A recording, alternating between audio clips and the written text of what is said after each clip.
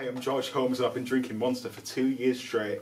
Did you know that Monster causes side effects? Loads and loads of side effects, including AIDS, kidney stones, depression, paranoia, gonorrhea and everything under the sun. But I still drink it because I bloody love it.